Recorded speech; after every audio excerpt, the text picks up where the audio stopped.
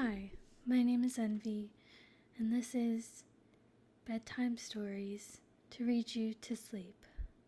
Please feel free to leave any suggestions down below in the comments. Today, we will be reading Divergent by Veronica Roth. Chapter 1. There is one mirror in my house. It's behind a sliding panel in the hallway upstairs. Our faction allows me to stand in front of it on the second day of every third month, the day my mother cuts my hair. I sit on the stool, and my mother stands behind me with the scissors, trimming. The strands fall on the floor in a dull blonde ring. When she finishes, she pulls my hair away from my face and twists it into a knot. I know how calm she looks and how focused she is. She is well practiced in the art of losing herself. I can't say the same for myself. I sneak a look at my reflection when she isn't paying attention, not for the sake of vanity, but out of curiosity. A lot can happen to a person's appearance in 3 months. In my reflection, I see a narrow face, wide, round eyes, and a long, thin nose. I still look like a little girl, though sometime in the last few months I turned 16. The other factions celebrate birthdays, but we don't. It would be self-indulgent. There, she says when she pins the knot into place. Her eyes catch mine in the mirror. It's too late to look away. But instead of scolding me, she smiles at our reflection. I frown a little. Why doesn't she reprimand me for staring at myself? So, today is the day, she says. Yes, I reply. Are you nervous? I stare into my own eyes for a moment. Today's the day of the aptitude test that will show me which of the 5 factions I belong in. And tomorrow, at the choosing ceremony, I will decide on a faction. I will decide the rest of my life. I will decide to stay with my family or abandon them. No, I say. The tests don't have to change our choices. Right, she smiles. Let's go eat breakfast. Thank you for cutting my hair. She kisses my cheek and slides the panel over the mirror. I think my mother could be beautiful in a different world. Her body is thin beneath the gray robe. She has high cheekbones and long eyelashes, and when she lets her hair down at night, it hangs in waves over her shoulders. But she must hide that beauty in abnegation. We walk together to the kitchen. On mornings like these, when my brother makes breakfast, and my father's hand skims my hair as he reads the newspaper, and my mother hums as she clears the table, it's on these mornings that I feel the guiltiest for wanting to leave them. The bus stinks of exhaust. Every time it hits a patch of uneven pavement, it jostles me from side to side, even though I'm gripping the seat to keep myself still. My older brother Caleb stands in the aisle, holding a railing above his head to keep him steady. We don't look alike. He has my father's dark hair and hooked nose, and my mother's green eyes and dimpled cheeks. When he was younger, that collection of features looked strange, but now it suits him. If he wasn't abnegation, I'm sure the girls at school would stare. He also inherited my mother's talent for selflessness. He gave his seat to a surly candor man on the bus without a second thought. The candor man wears a black suit with a white tie, candor standard uniform. Their faction values honesty and sees the truth as black and white, so that is what they wear. The gaps between the buildings narrow, and the roads are smoother as we near the heart of the city. The building that was once called the Sears Tower, we call it the Hub, emerges from the fog, a black pillar in the skyline. The bus passes under elevated tracks. I have never been on a train, though they never stop running and there are tracks everywhere. Only the dauntless ride them. 5 years ago, volunteer construction workers from Abnegation repaved some of the roads. They started in the middle of the city and worked their way outward until they ran out of materials. The roads where I lived are still cracked and patchy, and it's not safe to drive on them. We don't have a car anyway. Caleb's expression is placid as the bus sways and jolts on the road. The gray robe falls from his arm as he clutches the pole for balance. I can tell by the constant shift of his eyes that he is watching the people around us, striving to see only them and to forget himself. Candor values honesty, but our faction, Abnegation, values selflessness. The bus stops in front of the school and I get up, scooting past the Candor man. I grab Caleb's arm as I stumble over the man's shoes. My slacks are too long, and I've never been that graceful. The upper levels building is the oldest of the 3 schools in the city. Lower levels, mid-levels, and upper levels. Like all the other buildings around it, it's made of glass and steel. In front of it is a large metal sculpture that the dauntless climb after school, daring each other to go higher and higher. Last year, I watched one of them fall and break her leg. I was the one who ran to get the nurse. Aptitude tests today, I say. Caleb is not quite a year older than I am, so we're in the same year at school. He nods as we pass through the front doors. My muscles tighten the second we walk in. The atmosphere feels hungry, like every 16-year-old is trying to devour as much as he can get out of this last day. It is likely we will not walk these halls again after the choosing ceremony.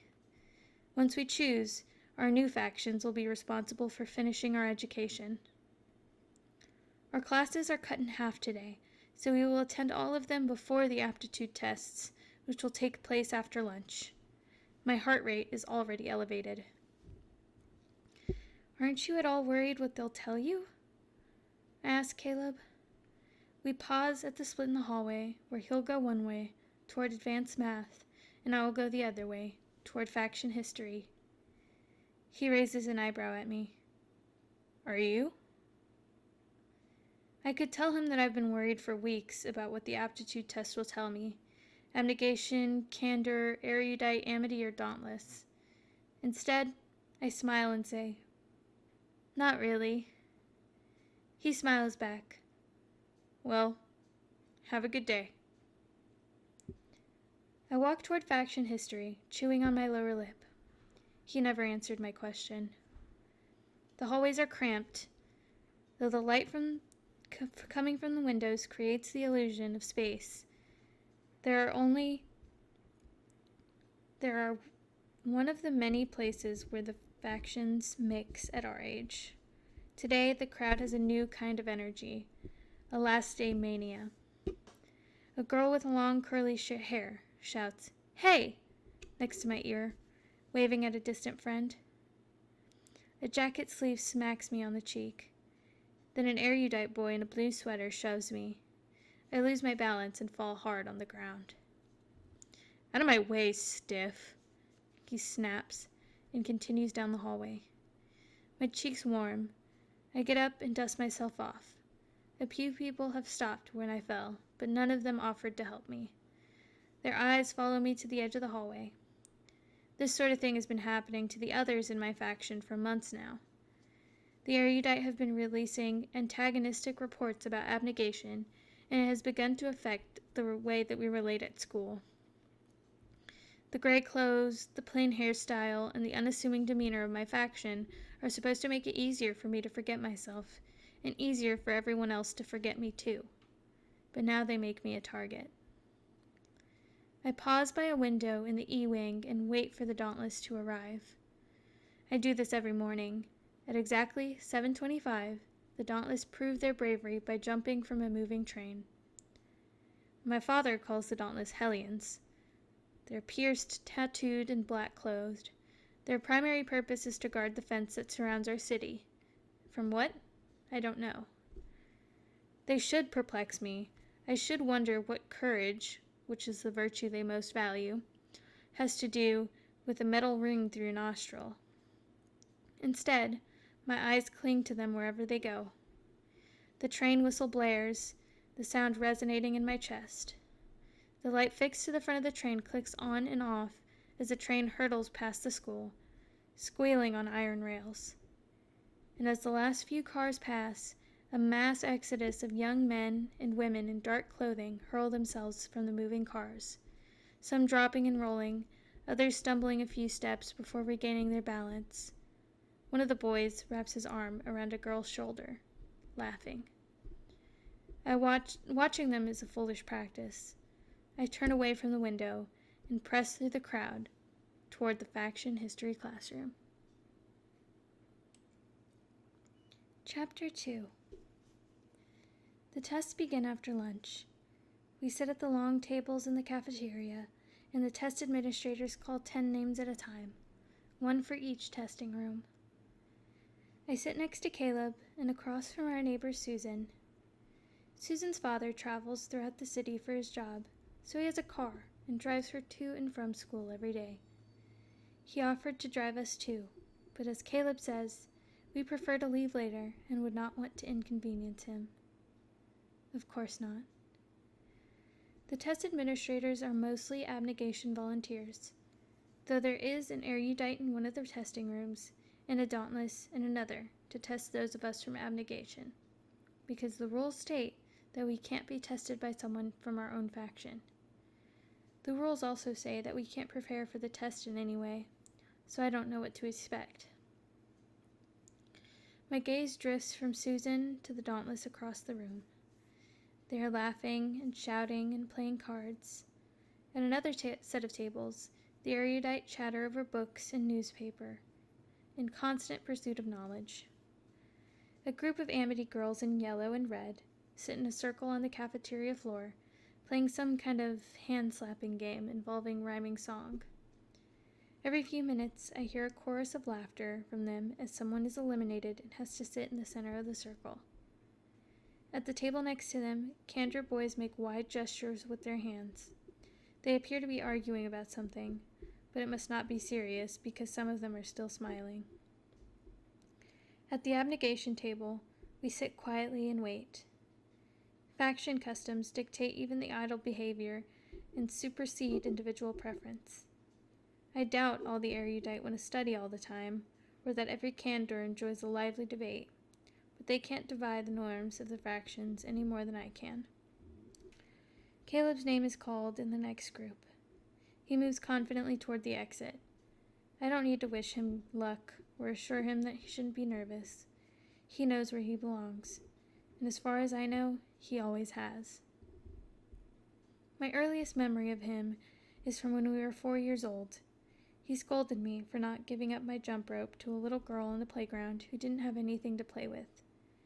He doesn't lecture me often anymore, but I have his look of disapproval memorized. I have tried to explain to him that my instincts are not the same as his. It just didn't even enter my mind to give my seat to the Candor man on the bus.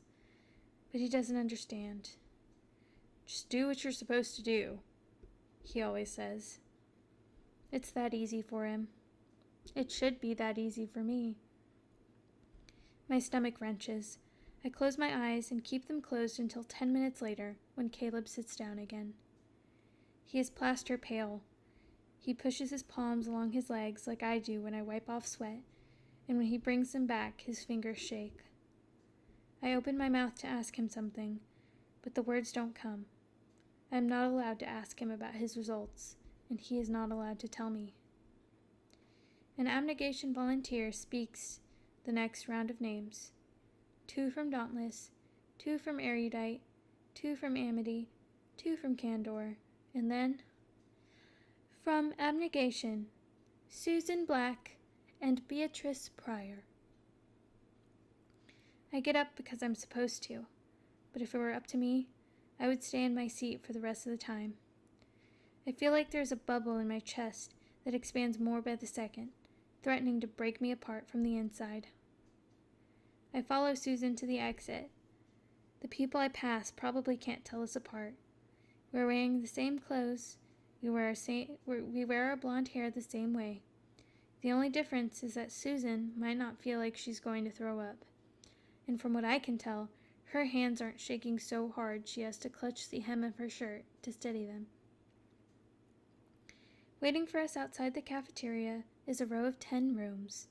They are used only for the aptitude tests, so I've never been in one before. Unlike the other rooms in the school, they are separated not by glass, but by mirrors. I watch myself, pale and terrified, walking toward one of the doors. Susan grins nervously at me as she walks into room 5, and I walk into room 6, where a dauntless woman waits for me. She is not as severe looking as the young dauntless I have seen. She has small, angular eyes and wears a black blazer, like a man's suit, and jeans. It is only when she turns to close the door that I see a tattoo on the back of her neck, a black and white hawk with a red eye. If I didn't feel like my heart had migrated to my throat, I would ask her what it signifies. It must signify something. Mirrors cover the inner walls of the room. I can see my reflection from all angles. The gray fabric obscuring the shape of my back, my long neck, my knobby-knuckled knuckles, red with blood blush. The ceiling glows white light. In the center of the room is a reclined chair, like a dentist's, with a machine next to it. It looks like a place where terrible things happen. "Don't worry," the woman says. "It doesn't hurt." Her hair is black and straight, but in the light I see that it is streaked with gray. "Have a seat and get comfortable," she says. "My name is Tori." Clumsily, I sit in the chair and recline, putting my head on the headrest. The lights hurt my eyes. Tori bruises herself with the machine on the right. I try to focus on her and not on the wires in her hands. "Why the hawk?" I blurt out as she attaches an electrode to my forehead. "Never met a curious abnegation before," she says, raising her eyebrows at me. I shiver, and goosebumps appear on my arms. My curiosity is a mistake, a betrayal of abnegation values. Humming a little, she presses another electrode to my forehead and explains. "In some parts of the ancient world, the hawk symbolized the sun.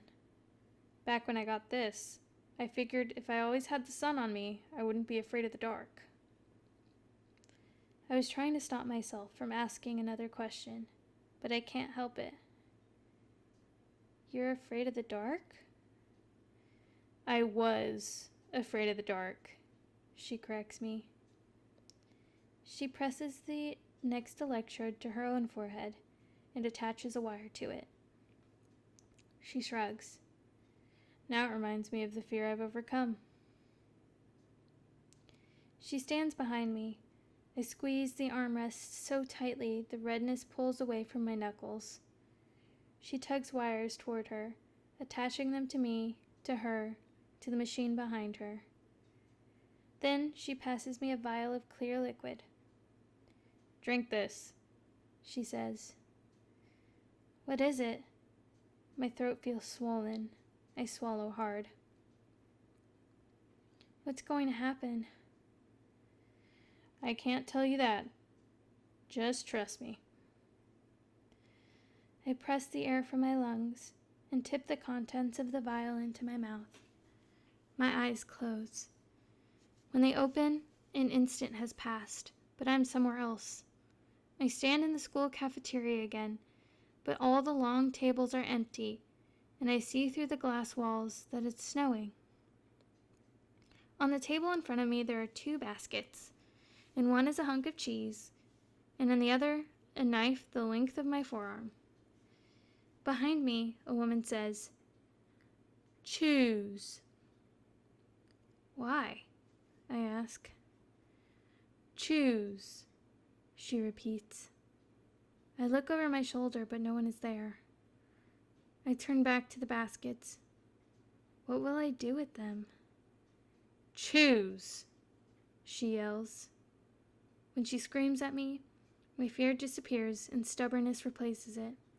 I scowl and cross my arms. "Have it your way," she says. The baskets disappear. I hear a door squeak and turn to see who it is. I see it's not a who, but a what. A dog with a pointed nose stands a few yards away from me. It crouches low and creeps toward me, its lips peeling back from its white teeth. A growl gurgles from deep in its throat, and I see why the cheese would have come in handy, or the knife. But it's too late now. I think about running, but the dog will be faster than me. I can't wrestle it to the ground. My head pounds. I have to make a decision. If I can jump over one of the tables and use it as a shield. No, I'm too short to jump over the tables, and I'm not strong enough to tip one over. The dog snarls, and I can almost feel the sound vibrating in my skull. My biology textbook said that dogs can smell fear because of the chemicals secreted by human glands in a state of duress, the same chemical a dog's prey secretes. Smelling fear leads them to attack. The dog inches closer toward me, its nails scraping the floor. I can't run, I can't fight. Instead, I breathe in the smell of the dog's foul breath and try not to think about what it just ate. There are no whites in its eyes, just a black gleam. What else do I know about dogs? I shouldn't look it in the eye. That's a sign of aggression. I remember asking my father for a pet dog when I was young, and now, staring at the ground in front of the dog's paws, I can't remember why. It comes closer, still growling. If staring into its eyes is a sign of aggression, what is a sign of submission? My breaths are loud, but steady. I sink to my knees. The last thing I want to do is lie down on the ground in front of a dog. Making its teeth level with my face, but it's the best option I have. I stretch my legs out behind me and lean on my elbows. The dog creeps closer and closer until I feel its warm breath on my face. My arms are shaking. It barks in my ear, and I clench my teeth to keep from screaming. Something rough and wet touches my cheek. The dog's growling stops, and when I lift my head to look at it again, it's panting. It licked my face. I frown and sit on my heels. The dog props its paws up on my knees and licks my chin. I cringe, wiping the drool from my skin, and laugh. "You're not such a vicious beast, huh?" I get up slowly so I don't startle it, but it seems like a different animal than the one that faced me a few seconds ago. I stretch out a hand, carefully, so I can draw it back if I need to. The dog nudges my hand with its head, and suddenly I'm glad I didn't pick up the knife. I blink, and when my eyes open, a child stands across the room wearing a white dress. She stretches out both hands and squeals, "Puppy!" As she runs toward the dog at my side, I open my mouth to warn her, but I'm too late. The dog turns. Instead of growling, it barks and snarls and snaps, and its muscles bunch up like a coiled wire, about to pounce.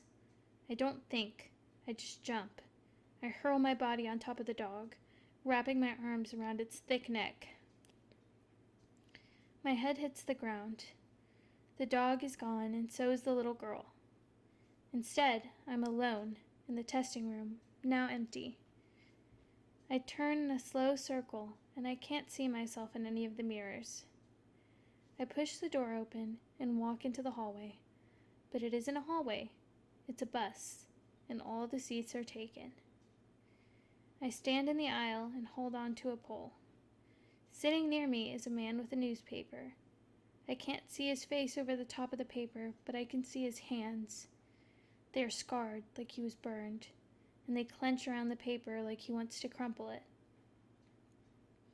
"Do you know this guy?" he asks. He taps the picture on the front page of the newspaper. The headline reads, "Brutal Murderer, Finally Apprehended." I stare at the word murderer. It has been a long time since I last read that word, but even its shape fills me with dread. In the picture beneath the headline is a young man with a plain face and a beard. I feel like I do know him, though I don't remember how. And at the same time, I feel like it would be a bad idea to tell the man that. "Well?" I hear the anger in his voice. "Do you?" Bad idea. No, a very bad idea. My heart pounds, and I clutch the pole to keep my hands from shaking, from giving me away. If I tell him I know the man from the article, something awful will happen to me. But I can convince him that I don't. I can clear my throat and shrug my shoulders, but that would be a lie. I clear my throat. "Do you?" he repeats. I shrug my shoulders. "Well?" A shudder grows through me. My fear is irrational. This is just a test. It isn't real. "Nope," I say, my voice casual. "No idea who he is." He stands, and I finally see his face. He wears dark sunglasses, and his mouth is bent into a snarl. His cheek is rippled with scars, like his hands. He leans in close to my face. His breath smells like cigarettes. "Not real," I remind myself. "Not real."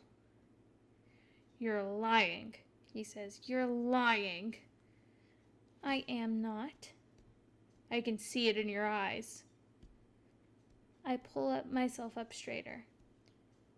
"You can't." "If you know him," he says in a low voice, "you could save me. You could save me." I narrow my eyes. "Well?" I say. I set my jaw. "I don't."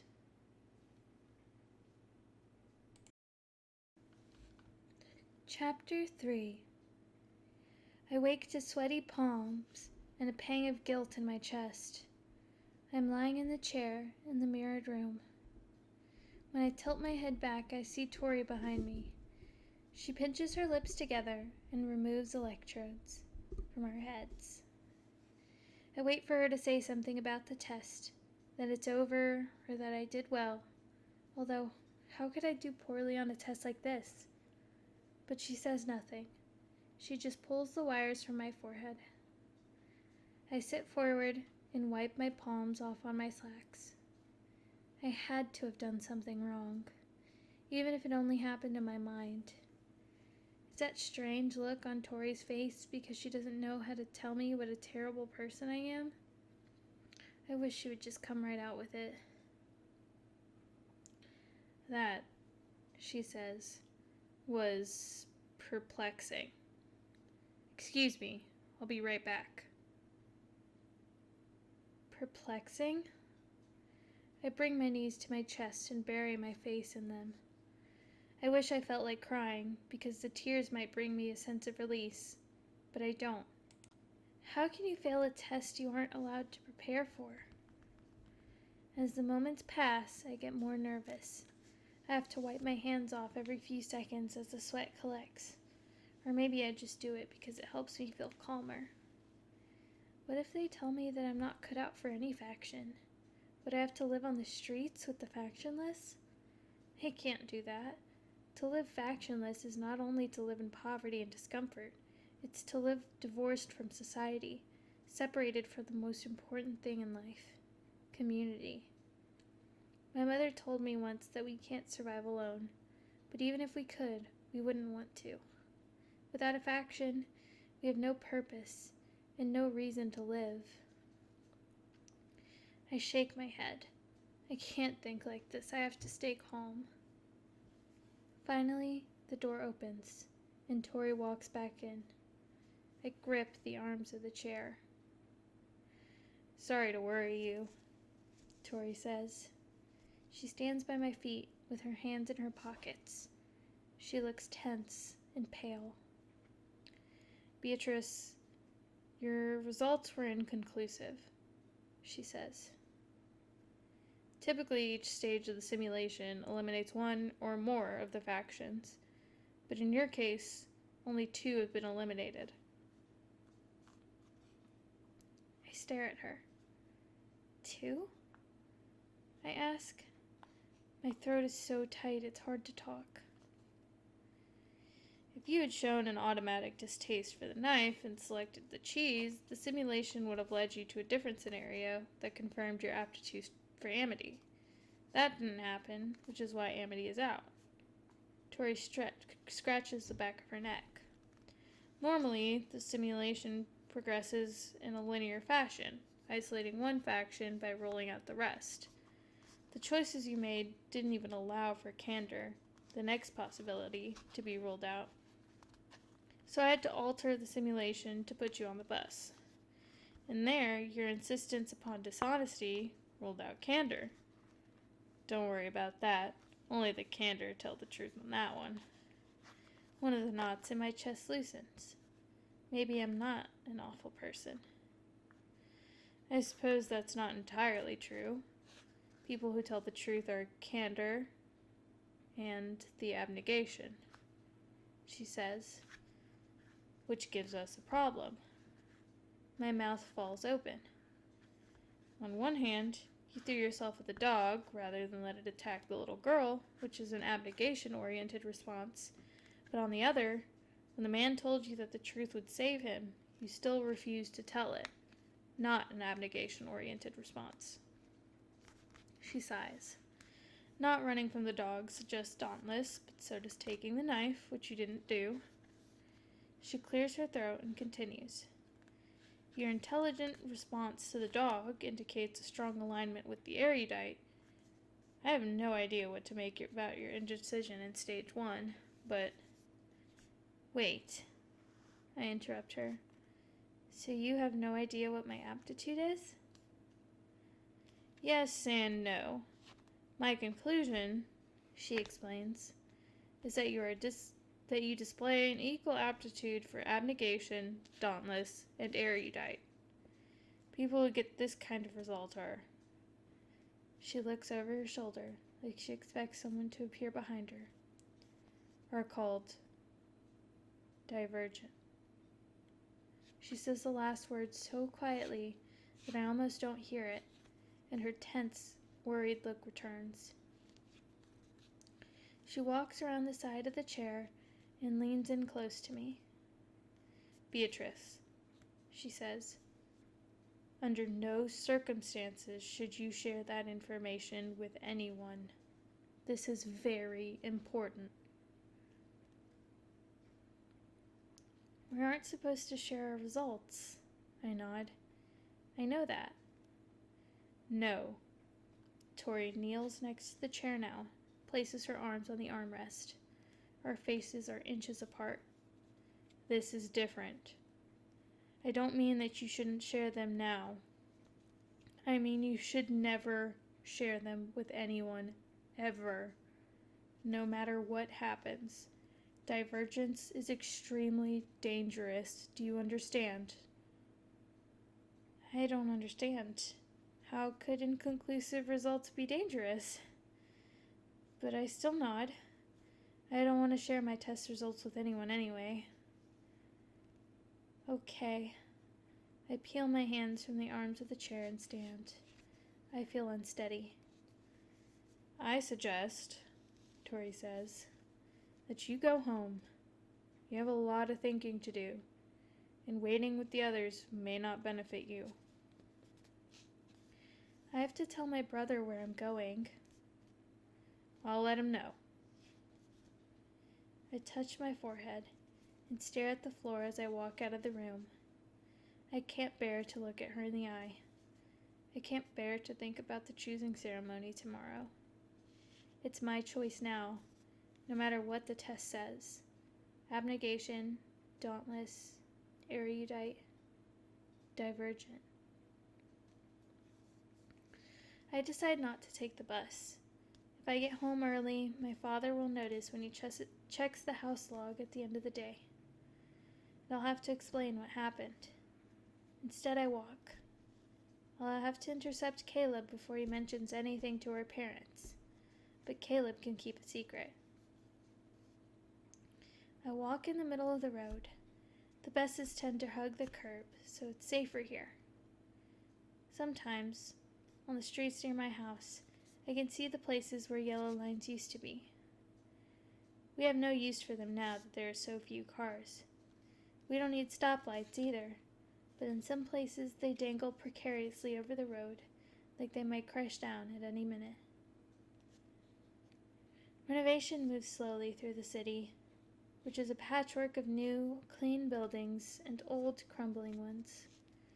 Most of the new buildings are next to the marsh, which used to be a lake a long time ago. The Abnegation volunteer agency my mother works for is responsible for most of the renovations. When I look at the abnegation lifestyle as an outsider, I think it's beautiful.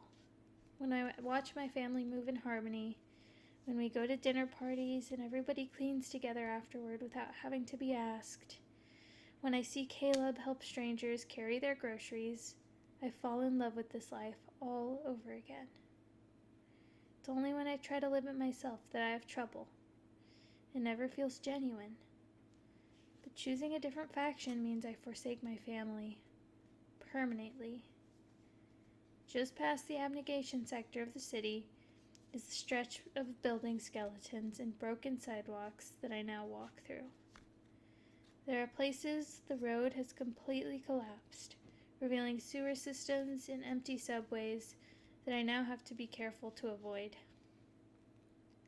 Places that stink so powerfully of sewage and trash, I have to plug my nose. This is where the factionless live, because they fail to complete initiation into whatever faction they choose. They live in poverty, doing the work no one else wants to do. They are janitors and construction workers and garbage collectors. They make fabric and operate trains and drive buses. In return for their work, they get food and clothing. But as my mother says, not enough of either. I see a factionless man standing on the corner up ahead. He wears ragged brown clothing and skin sags from his jaw. He stares at me, and I stare back at him, unable to look away. "Excuse me," he says. His voice is raspy. "Do you have something I can eat?" I feel a lump in my throat. A stern voice in my head says, "Duck your head and keep walking." No. I shake my head. I should not be afraid of this man. He needs help, and I'm supposed to help him. Yes, I say, as I reach into my bag. My father tells me to keep food in my bag at all times for this exact reason. I offer the man a small bag of dried apple slices. He reaches for them, but instead of taking the bag, his hand closes around my wrist. He smiles at me. He has a gap between his front teeth. "My, don't you have pretty eyes," he says. "It's a shame the rest of you's so plain." My heart pounds. I tug my hand back, but his grip tightens. I smell something acrid and unpleasant on his breath. "You look a little too young to be walking around by yourself, dear," he says. I stop tugging, and I stand up straighter. I know I look young. I don't need to be reminded. "I'm older than I look," I retort. "I'm 16. His lips spread wide, revealing a gray molar with a dark pit on the side. I can't tell if he's smiling or grimacing. Then isn't this a special day for you? The day before you choose? Let go of me, I say. I hear ringing in my ears. My voice sounds clear and stern, not what I expected to hear. I feel like it doesn't belong to me. I'm ready. I know what to do. I picture myself bringing my elbow back and hitting him. I see the bag of apples flying away from me. I hear my running footsteps. I'm prepared to act. But then he releases my wrist, takes the apples, and says, "Choose wisely, little girl."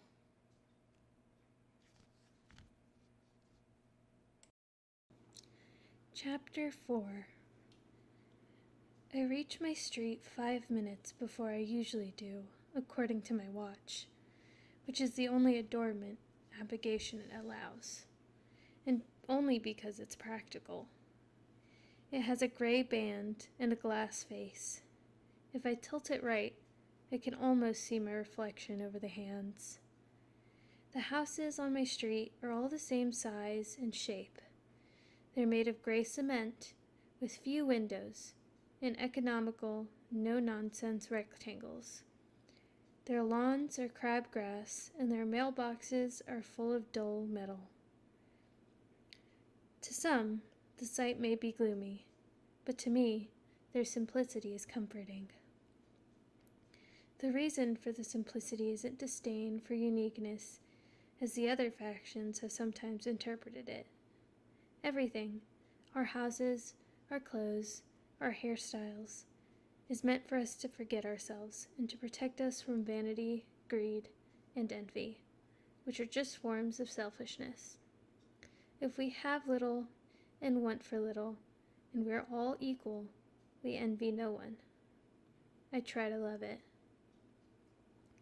I sit on the front step and wait for Caleb to arrive. It doesn't take long. After a minute, I see the gray-robed forms walking down the street. I hear laughter. At school, we try not to draw attention to ourselves, but once we're home, the games and jokes start. My natural tendency towards sarcasm is still not appreciated. Sarcasm is always at someone's expense. Maybe it's better that abnegation wants me to suppress it. Maybe I don't have to leave my family. Maybe if I fight to make abnegation work, my act will turn into reality. "Beatrice," Caleb says. "What happened? Are you all right?" I'm fine. He's with Susan and her brother Robert, and Susan is giving me a strange look, like I'm a different person than the one she knew this morning. I shrug. When the test was over, I got sick. Must have been that liquid they gave us. I feel better now, though. I try to smile convincingly.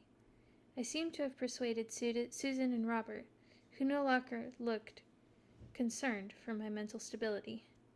But Caleb narrows his eyes at me, the way he does when he suspects someone of duplicity. "Did you two take the bus today?" I ask. I don't care how Susan and Robert got home from school, but I need to change the subject. "Our father had to work late," Susan says, "and he told us we should spend some time thinking before the ceremony tomorrow." My heart pounds at the mention of the ceremony.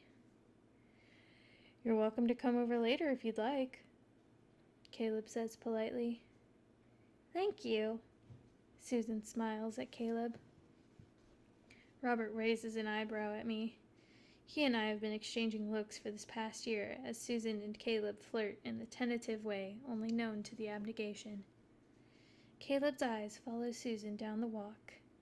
I have to grab his arm to startle him from his gaze. I lead him into the house and close the door behind us. He turns to me. His dark, straight eyes draw together so that a crease appears between them. When he frowns, he looks more like my mother than my father. In an instant, I can see him living the same kind of life my father did, staying in abnegation, learning a trade, marrying Susan, and having a family. It will be wonderful. I may not see it. Are you going to tell me the truth now? He asks softly. The truth is, I say, I'm not supposed to discuss it, and you're not supposed to ask. All those rules bend, and you can't bend this one? Not even for something this important? His eyebrows tug together, and he bites the corner of his lip. Though his words are accusatory, it sounds like he's probing me for information. Like he actually wants an answer. I narrow my eyes. Will you? What happened in your test, Caleb? Our eyes meet. I hear a train horn, so faint it could easily be whistling through an alleyway. But I know it when I hear it. It sounds like the Dauntless, calling me to them. Just don't tell our parents what happened, okay? I say. His eyes stay on mine for a few seconds, and then he nods. I want to go upstairs and lie down. The test, the walk, and my encounter with the factionless man exhausted me. But my brother made breakfast this morning, and my mother prepared our lunches, and my father made dinner last night, so it's my turn to cook. I breathe deeply and walk into the kitchen to start cooking. A minute later, Caleb joins me. I grit my teeth. He helps with everything. What irritates me the most about him is his natural goodness, his inborn selflessness. Caleb and I work together without speaking. I cook peas on the stove. He defrosts 4 pieces of chicken. Most of what we eat is frozen or canned, because farms these days are far away.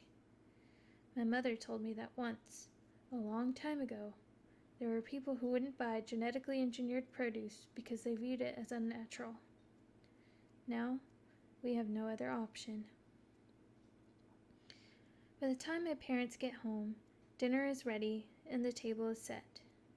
My father drops his bag at the door and kisses my head. Other people see him as an opinionated man. Too opinionated, maybe, but he's also loving. I try to see only the good in him. I try. How did the test go? He asks me. I pour peas into a serving bowl. Fine, I say. I couldn't be candor. I lied too easily. I heard there was some kind of an upset with one of the tests, my mother says. Like my father, she works for the government, but she manages city improvement projects. She recruited volunteers to administer the aptitude test. Most of the time, though, she organizes workers to help the factionless with food and shelter and job opportunities. Really? Says my father. A problem with the aptitude tests is rare. I don't know much about it, but my friend Aaron told me that something was wrong with one of the tests, so the results had to be reported verbally. My mother places a napkin next to each plate on the table. Apparently, the student got sick and was sent home early. My mother shrugs. I hope they're all right. Did you two hear about that? No, Caleb says. He smiles at my mother. My brother couldn't be candor either. We sit at the table. We always pass food to the right, and no one eats until everyone is served. My father extends his hands to my mother and my brother, and they extend their hands to him and me. And my father gives thanks for God, for food and the work and friends and family. Not every abnegation family is religious, but my father says that we should try not to see those differences because they will only divide us. I'm not sure what to make of that. So, my mother says to my father, tell me. She takes my father's hand and moves her thumb in a small circle over his knuckles. I stare at their joined hands. My parents love each other, but they rarely show affection like this in front of us. They taught us that physical contact is powerful, so I've been wary of it since I was young. Tell me, what's bothering you? She adds. I stare at my plate. My mother's acute senses sometimes surprise me, but now they chide me. Why was I so focused on myself that I didn't notice his deep frown and his sagging posture? I had a difficult day at work, he says. Well, really it was Marcus who had the difficult day. I shouldn't lay claim to it. Marcus is my father's co-workers. They are both political leaders.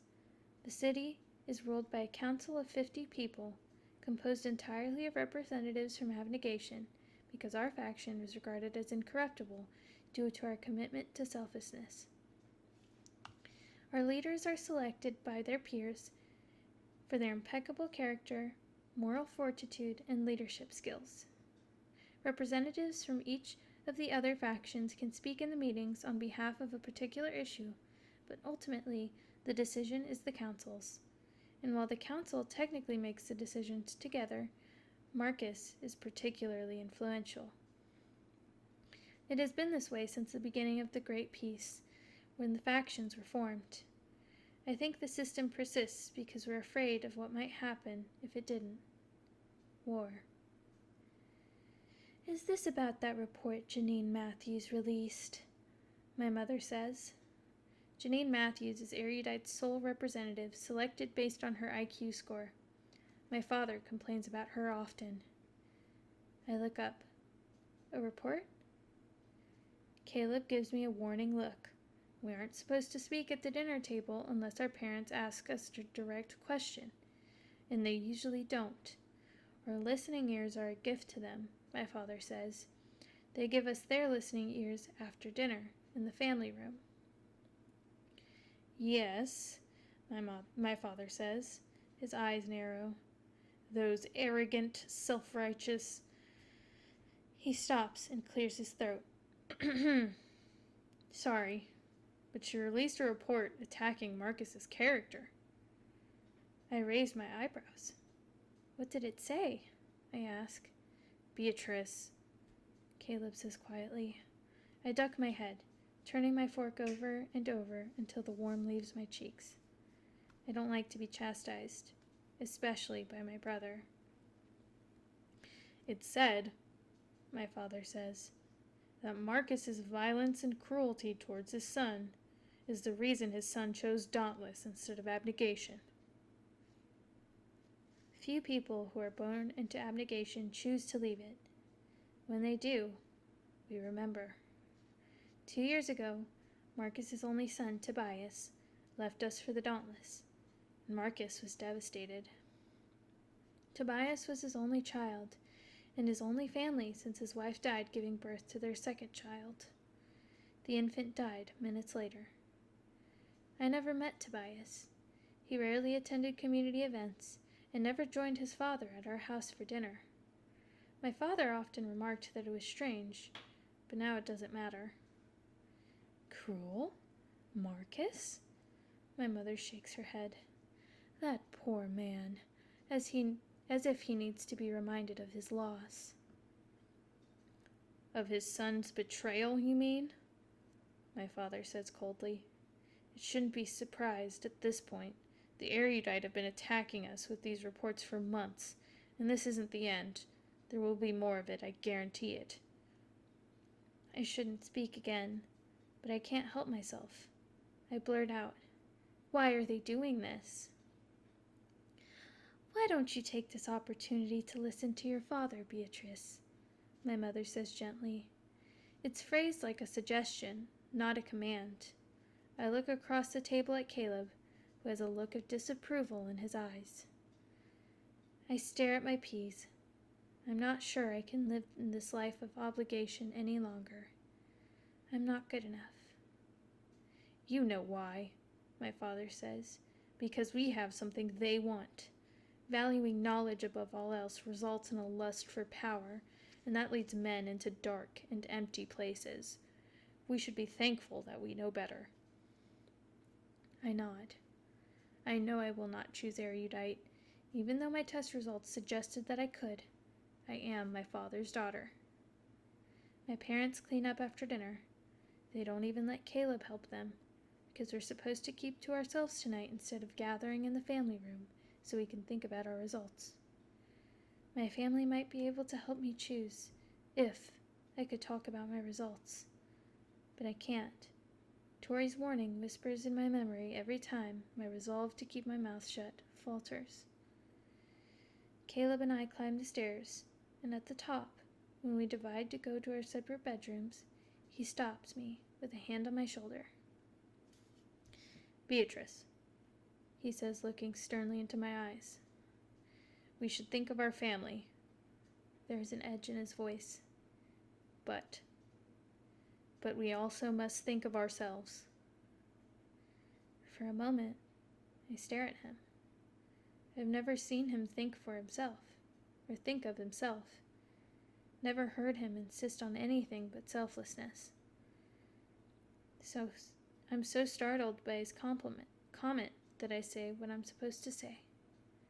The tests don't have to change our choices. He smiles a little. Don't they, though? He squeezes my shoulder and walks into his bedroom. I peer in his room and see an unmade bed and a stack of books on his desk. He closes the door. I wish I could tell him that we're going through the same thing. I wish I could speak to him like I want to, instead of like I'm supposed to. But the idea of admitting that I need help is too much to bear, so I turn away.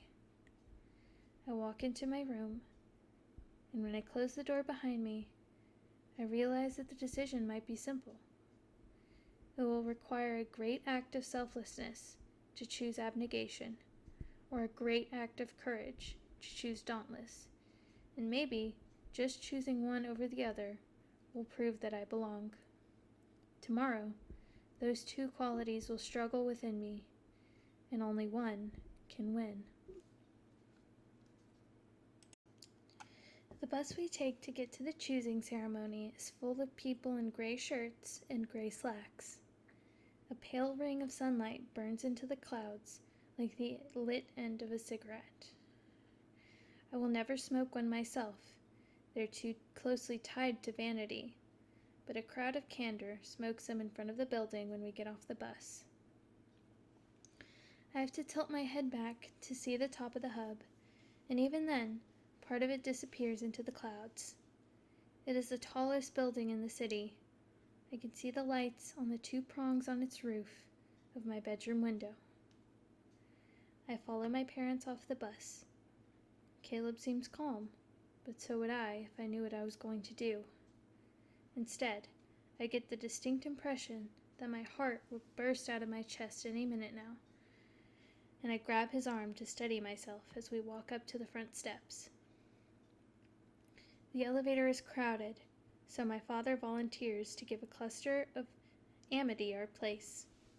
We climb the stairs instead, following him unquestioningly. We set an example for our fellow faction members, and soon the three of us are engulfed in a mass of gray fabric, ascending the cement stairs in the half-light. I settle into their pace, the uniform pounding of feet in my ears, and the homogeneity of all the people around me makes me believe that I could choose this.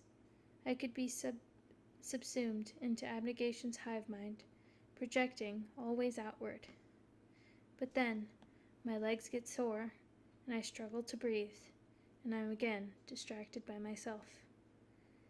We have to climb 20 flights of stairs to get to the choosing ceremony. My father holds the door open on the 20th floor and stands like a sentry over every abnegation who walks past him. I would wait for him, but the crowd presses me forward, out of the stairwell, and into the room where I will decide the rest of my life. The room is arranged in concentric circles. On the edges stand the 16-year-olds of every faction. We are not called members yet. Our decisions today will make us initiates, and will become members after we complete initiation. We arrange ourselves in alphabetical order, according to last names we may leave behind today. I stand between Caleb and Danielle Polar, an Amity girl with rose cheeks and a yellow dress. Rows of chairs for our families make up the next circle. They are arranged in 5 sections according to faction. Not everyone in each faction comes to the choosing ceremony, but enough of them come that the crowd looks huge. The responsibility to conduct the ceremony rotates from faction to faction each year, and this year it's Abnegation's. Marcus will give the opening address and read the names in reverse alphabetical order. Caleb will choose before me. In the last circle, there are 5 metal bowls so large that they could hold my entire body if I curled up. Each one contains a substance that represents each faction. Gray stones for abnegation, water for erudite, earth for amity, lit coals for dauntless, and glass for candor. When Marcus calls my name, I will walk into the center of the 3 circles. I will not speak. He will offer me a knife. I will cut into my hand and sprinkle my blood into the bowl of the faction I choose. My blood on the stones, my blood on the sizzling coals. Before my parents sit down, they stand in front of Caleb and me. My father kisses my forehead and claps Caleb on the shoulder, grinning. "See you soon," he says, without a trace of doubt. My mother hugs me, and what little resolve I have almost breaks. I clench my jaw and stare up at the ceiling, where globe lanterns hang and fill the room with a blue light. She holds me for what feels like a long time, even after I let my hands fall. Before she pulls away, she turns her head and whispers in my ear, "I love you, no matter what." I frown at her as she walks away. She knows what I might do. She must know, or she wouldn't feel the need to say that. Caleb grabs my hand, squeezing my palm so tightly it hurts, but I don't let go. The last time we held hands was at my uncle's funeral, as my father cried. We needed each other's strength now, just as we did then. The room slowly comes to order. I should be observing the Dauntless. I should be taking in as much information as I can, but I can only stare at the lanterns across the room. I try to lose myself in the blue glow. Marcus stands at the podium between erudite and Dauntless and clears his throat into the microphone. "Welcome," he says. "Welcome to the choosing ceremony. Welcome to the day we honor the democratic philosophy of our ancestors, which tells us that every man has the right to choose his own way in the world." Or, it occurs to me, one of the 5 predetermined ways. I squeeze Caleb's fingers as hard as he is squeezing mine. "Our dependents are now 16. They stand on the precipice of adulthood, and it is now up to them to decide what kind of people they will be." Marcus's voice is solemn and gives equal weight to each word. "Decades ago, our ancestors realized that it is not a political ideology, religious belief, race, or nationalism that is to blame for a warring world.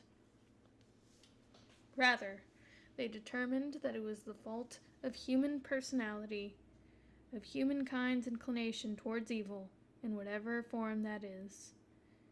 They divided into factions that sought to eradicate those qualities that they believed responsible for the world's disarray." My eyes shift to the bowls in the center of the room. What do I believe? I do not know. I do not know. I do not know.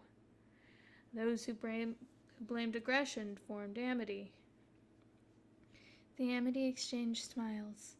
They are dressed comfortably in red or yellow. Every time I see them, they seem kind, loving, free.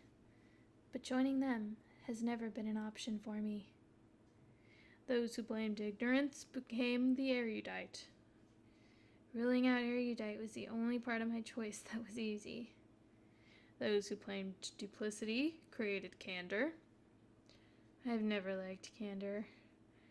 Those who blamed selfishness made abnegation. I blame selfishness, I do. And those who blamed cowardice were the dauntless. I'm not selfless enough. 16 years of trying, and I am not enough. My legs go numb, like all the life has gone out of them, and I wonder how I will walk when my name is called. Working together, these 5 factions have lived in peace for many years, each contributing to a different sector of society. Abnegation has fulfilled our need for selfless leaders in government. Candor has provided us with trusty and sound-worthy leaders in law. Erudite has supplied us with intelligent teachers and researchers. Amity has given us understanding counselors and caretakers, and Dauntless provides us with protection from threats both within and without. But the reach of each faction is not limited to these areas.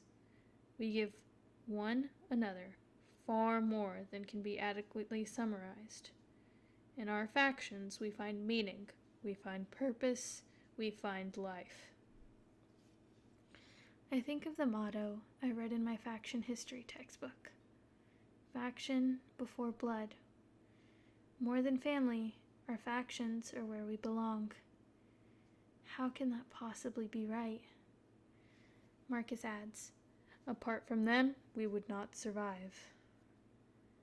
The silence that follows his words are heavier than other silences.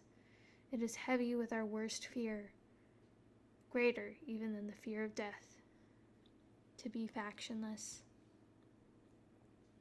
Marcus continues, therefore, this day makes a happy occasion, the day on which we receive our new initiates who will work with us towards a better society and a better world. A round of applause. It sounds muffled. I try to stand completely still, because if my knees are locked and my body is stiff, I don't shake. Marcus reads the first name, but I can't tell one syllable from the other. How will I know when he calls my name? One by one, each 16-year-old steps out of line and walks into the middle of the room. The first girl to choose decides on Amity, the same faction from which she came. I watch her blood droplets fall onto the soil, and she stands behind their seats alone. The room is constantly moving, a new name and a new person choosing, a new knife and a new choice. I recognize most of them, but I doubt they know me. James Tucker, Marcus says. James Tucker of the Dauntless is the first person to stumble on his way to the bowls. He throws his arms out and regains his balance before hitting the floor. His face turns red as he walks fast to the middle of the room. When he stands in the center, he looks from the Dauntless bowl to the Candor bowl.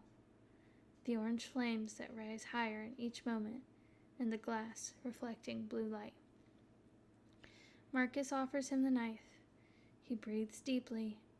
I watch his chest rise, and as he exhales, accepts the knife.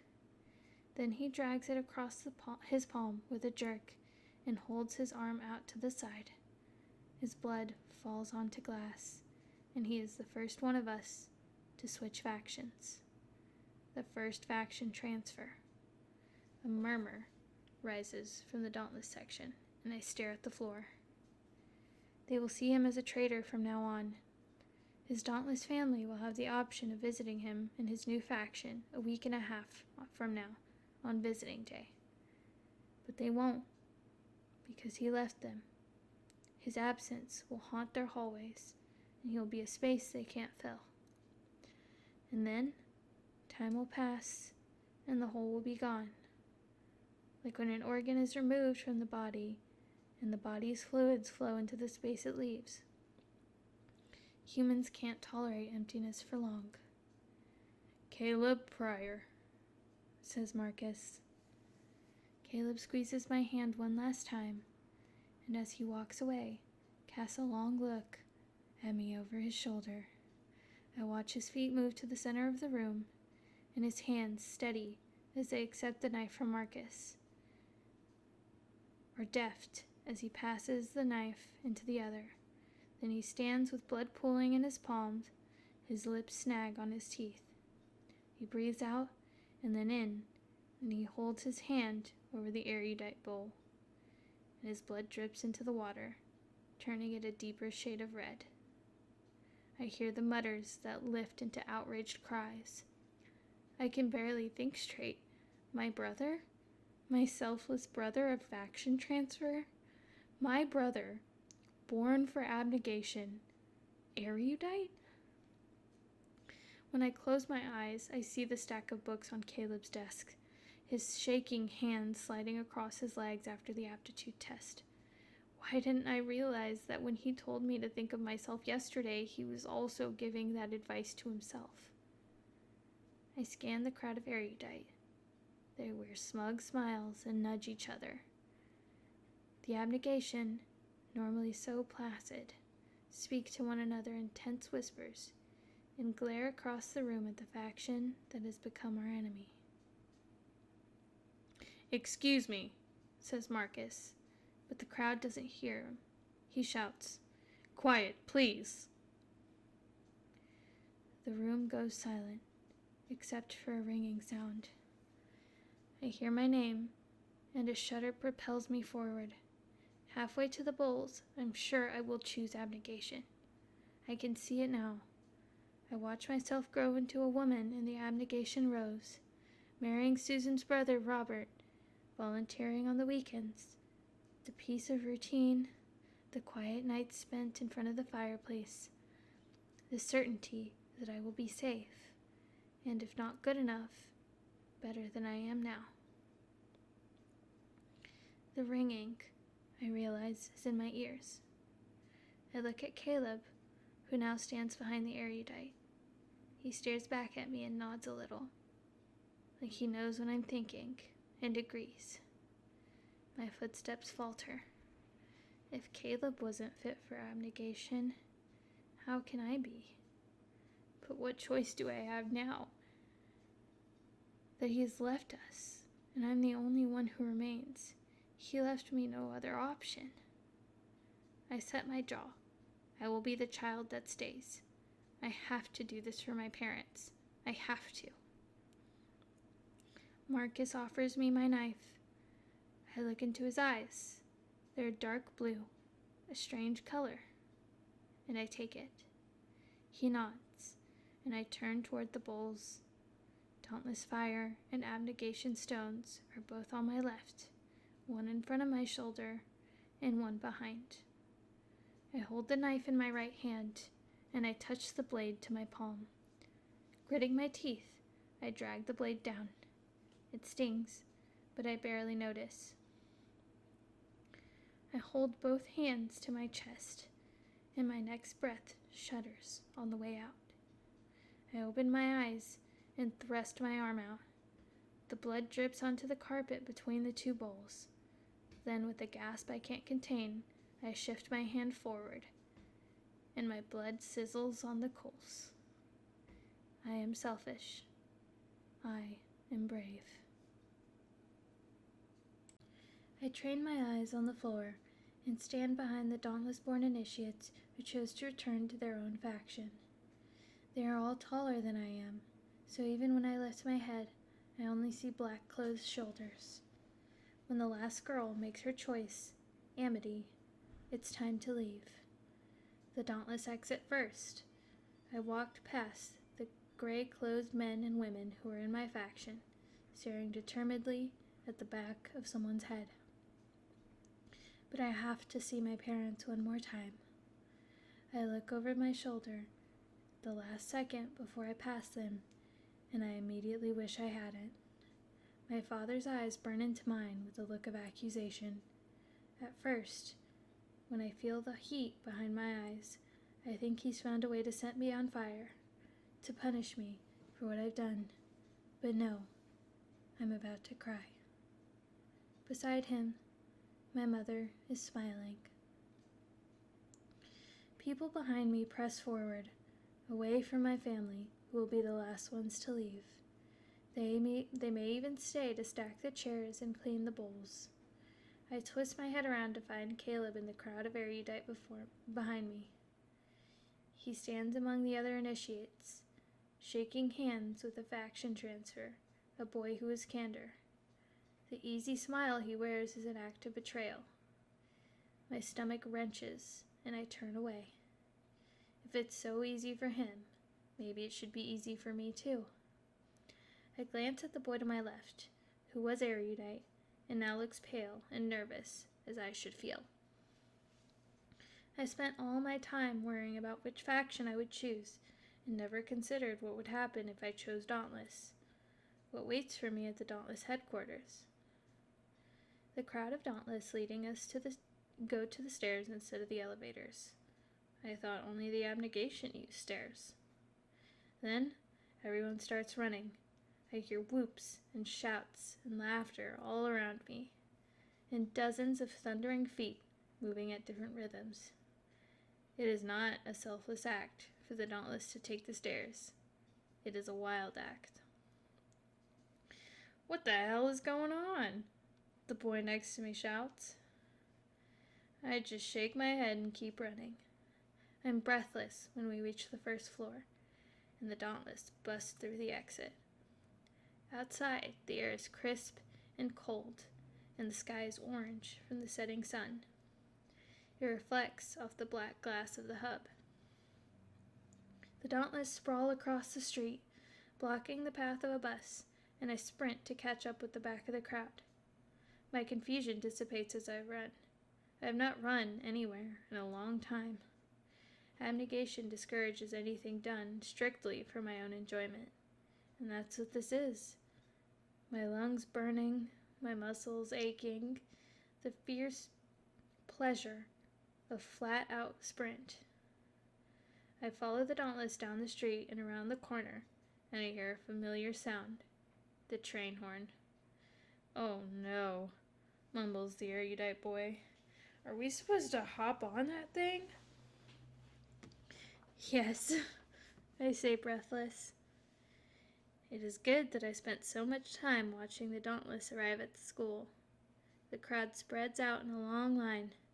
The train glides toward us on steel rails, its lights flashing, its horn blaring.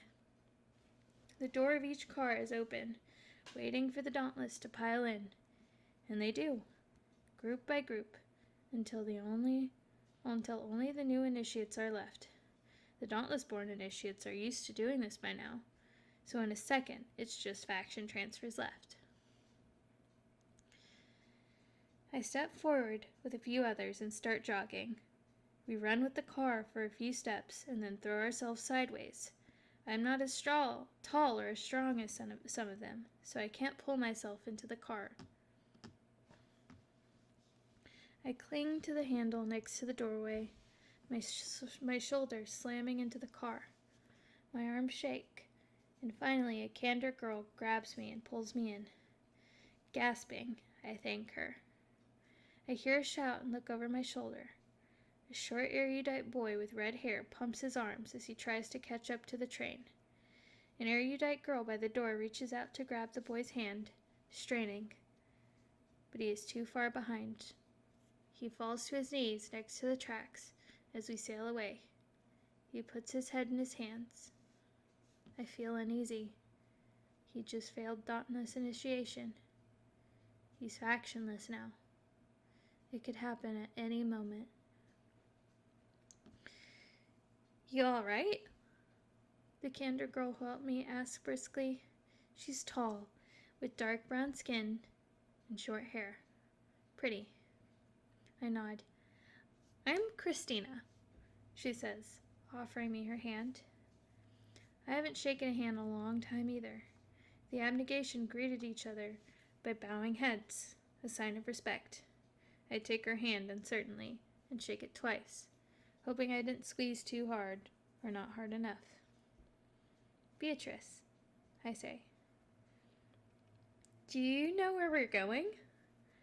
She has to shout over the wind, which blows harder through the open doors by the second. The train is picking up speed. I sit down. It will be easier to keep my balance if I'm low to the ground.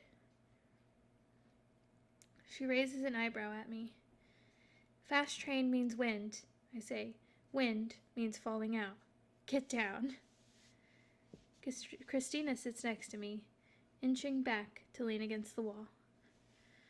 I guess we're going to the Dauntless headquarters, I say, but I don't know where that is. Does anyone? She shakes her head, grinning. It's like they just popped out of a hole in the ground or something. Then the wind rushes through the car, and the other faction transfer, hit with bursts of air, fall on top of one another. I watch Christina laugh without hearing her and manage a smile. Over my left shoulder, orange light from the setting sun reflects off the glass buildings, and I can faintly see the rows of gray houses that used to be my home. It's Caleb's turn to make dinner tonight. Who will take his place? My mother or my father? And when they clear out his room, what will they discover? I imagine books jammed between the dresser and the wall, books under his mattress. The erudite thirst for knowledge, filling all the hidden places in his room. Did he always know that he would choose erudite? And if he did, how did I not notice? What a good actor he was, though the thought makes me sick to my stomach, because even though I left them too, at least I was no good at pretending. At least they all knew that I wasn't selfless. I close my eyes and picture my mother and father sitting at the dinner table in silence. Is it a lingering hint of selflessness that makes my throat tighten at the thought of them? Or is it selfishness because I know I will never be their daughter again? They're jumping off. I lift my head. My neck aches. I've been curled up with my back against the wall for at least half an hour, listening to the roaring wind and watching the city smear past us. I sit forward. The train has slowed down in just the past few minutes, and I see that the boy who shouted is right.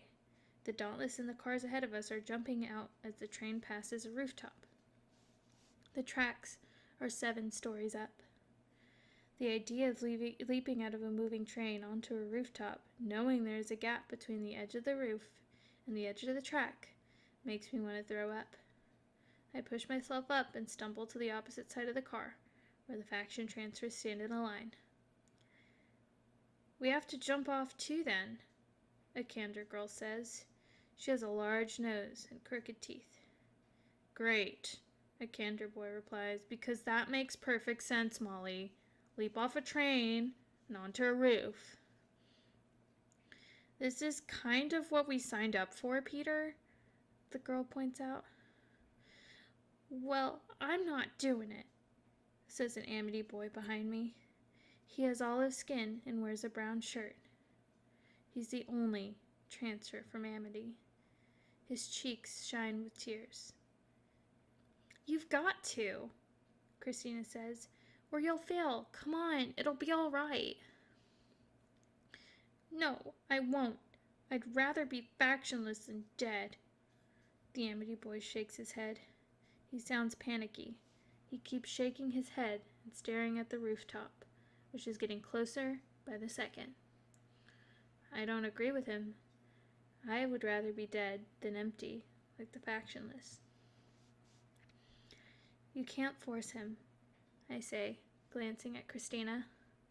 Her brown eyes are wide, and she presses her lips together so hard they change colors. She offers me her hand. Here, she says. I raise an eyebrow at her hand, about to say that I don't need help, but she adds, I just can't do it unless someone drags me. I take her hand, and we stand at the edge of the car. As it passes the roof, I count. 1, 2, 3. On 3, we launch off the train car.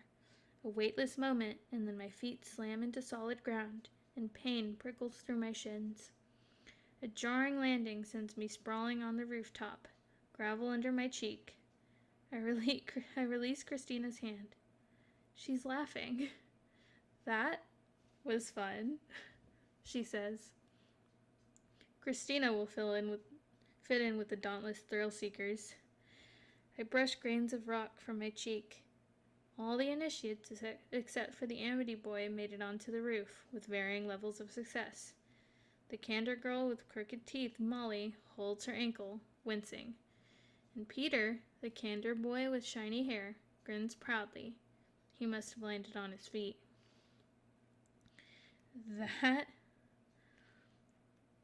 Then I hear a wail. I turn my head, searching for the source of the sound.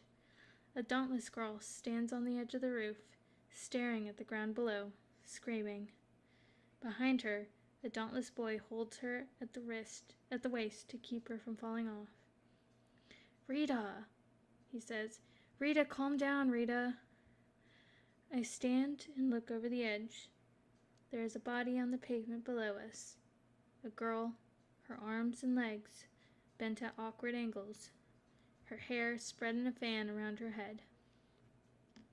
My stomach sinks, and I stare at the railroad tracks. Not everyone made it, and even the dauntless aren't safe. Rita sinks to her knees, sobbing. I turn away. The longer I watch her, the more likely I am to cry, and I can't cry in front of these people. I tell myself as sternly as possible, that is how things work here. We do dangerous things, and people die. People die, and we move on to the next dangerous thing. The sooner that lesson sinks in, the better chance I have at surviving initiation.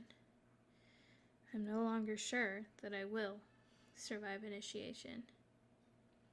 I tell myself I will count to 3, and when I'm done, I will move on. 1. I picture the girl's body on the pavement, and a shudder goes through me. 2. I hear Rita's sobs and the murmured reassurance of the boy behind her. 3. My lips pursed, I walk away from Rita and the roof's edge.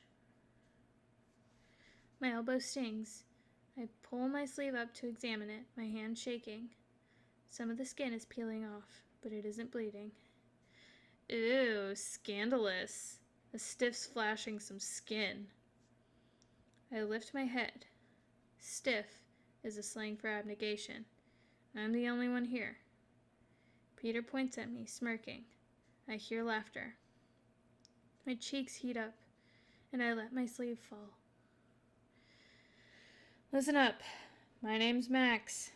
I'm one of the leaders of your new faction, shouts a man at the other end of the roof.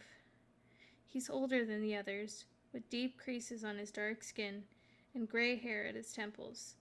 He stands on the ledge like it's a sidewalk, like someone didn't just fall to her death from it. Several stories below is the members' entrance to our compound. If you can't muster the will to jump off, you don't belong here. Our initiates have the privilege of going first. You want us to jump off a ledge?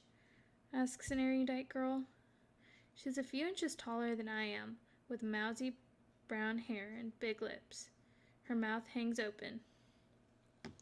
I don't know why it shocks her. Yes, Max says. He looks amused. Is there water at the bottom or something? Who knows? He raises his eyebrows. The crowd in front of the initiates split in half, making a wide path for us. I look around. No one looks eager to leap off the building. Their eyes are everywhere but on Max. Some of them nurse minor wounds or brush gravel from their clothes. I glance at Peter. He's picking at one of his cuticles, trying to act casual. I am proud. It will get me into trouble someday, but today it makes me brave. I walk toward the ledge, and I hear snickers behind me. Max step aside, leaving my way clear. I walk up to the edge and look down. Wind whips through my clothes, making the fabric snap. The building I'm on forms one side of a square with 3 other buildings. In the center of the square is a huge hole in the concrete. I can't see what's at the bottom of it. This is a scare tactic. I will land safely at the bottom. That knowledge is the only thing that helps me step onto the ledge. My teeth chatter. I can't back down now. Not with all the people betting I'll fail behind me. My hands fumble along the collar of my shirt, and I find the button that secures it shut. After a few tries, I undo the hooks from the collar to the hem and pull it off my shoulders. Beneath it, I wear a gray t-shirt. It is tighter than all the other clothes I own, and no one has ever seen me in it before. I ball up my outer shirt and look over my shoulder at Peter. I throw the ball of fabric at him as hard as I can, my jaw clenched. It hits him in the chest. He stares at me. I hear catcalls and shouts behind me. I look at the hole again.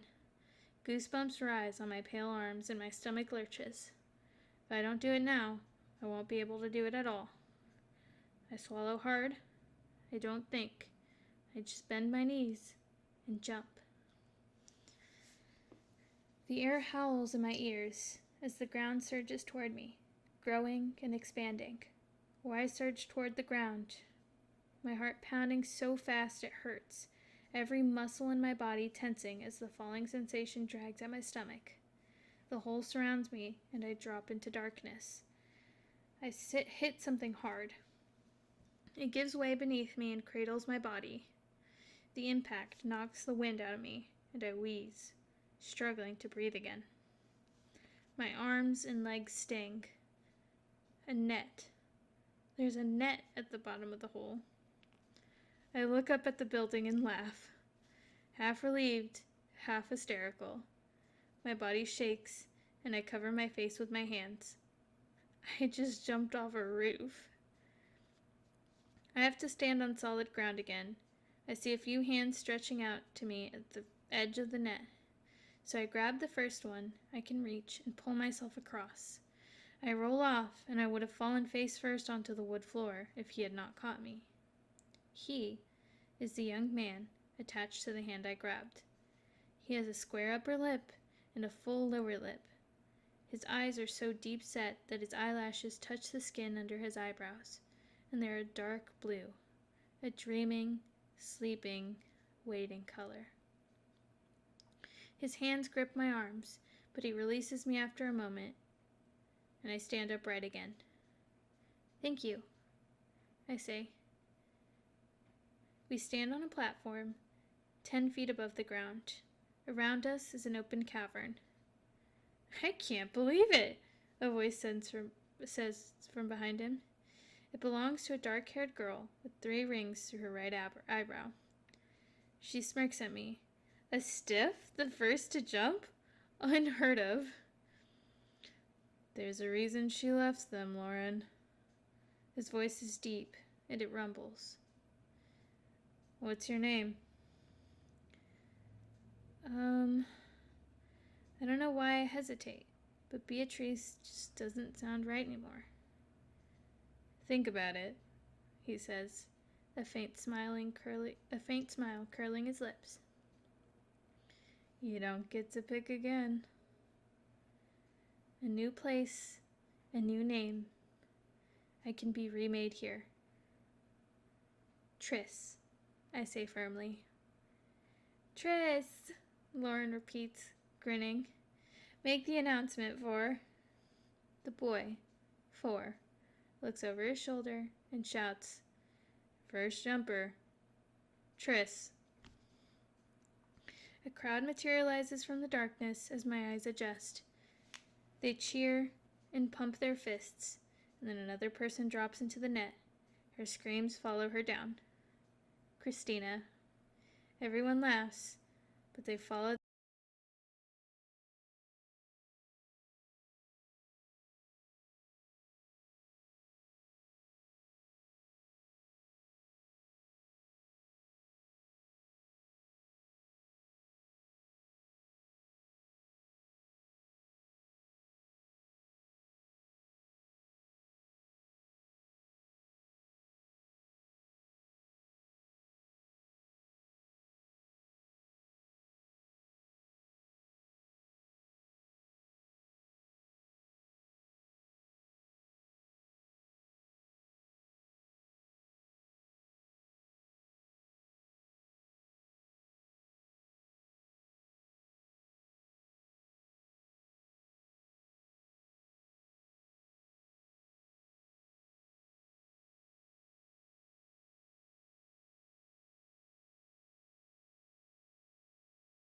their laughter with more cheering.